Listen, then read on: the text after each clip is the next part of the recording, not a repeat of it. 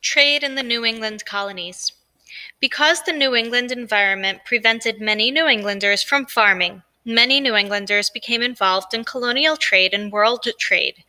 New Englanders exported manufactured items such as rum and naval products and imported agricultural products.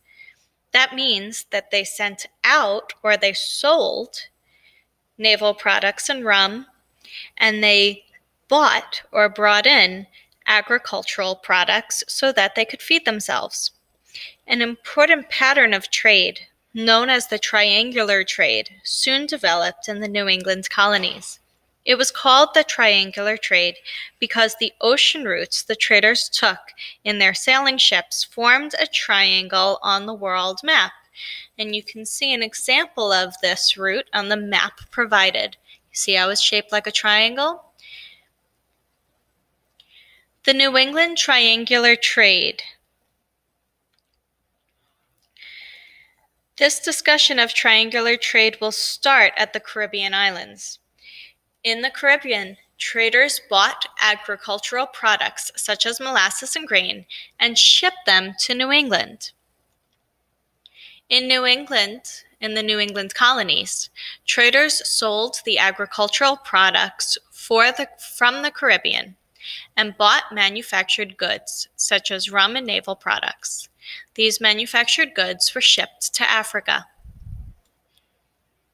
In Africa, traders sold the manufactured goods and bought African people who had been kidnapped and made slaves. The Africans were shipped to the Caribbean islands.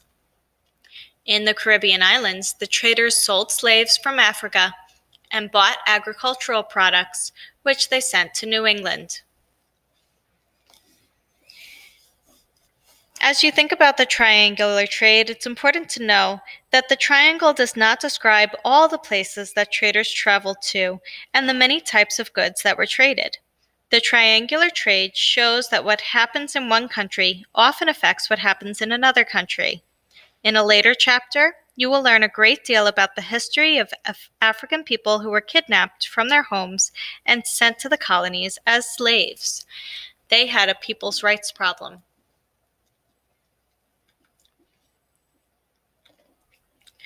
Religion in the New England colonies. The Puritan religion played an important part in the lives of the first New Englanders. The New England settlements were started by Puritans. The main function of the towns was to support their religion. The Puritans' worldview did not tolerate other religions. Because they wanted everybody in their colony to practice Puritanism, there was no religious freedom in Puritan colonies for several hundred years. Again, this is a people's rights problem. Let's just summarize the section that we have learned about in the last couple of videos. We learned that the environment affected the economic development of the New England colonies. The geography was mostly hills with rocky soil. The climate was harsh winters and a short growing season. Natural resources were fish, whales, and trees.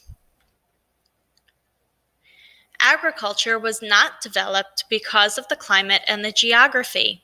There was no good soil for farming.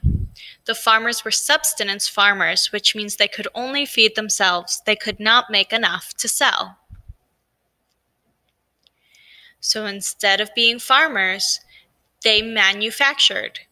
They manufactured ships, naval products, and rum. Trade was exporting these manufactured products and importing agricultural products.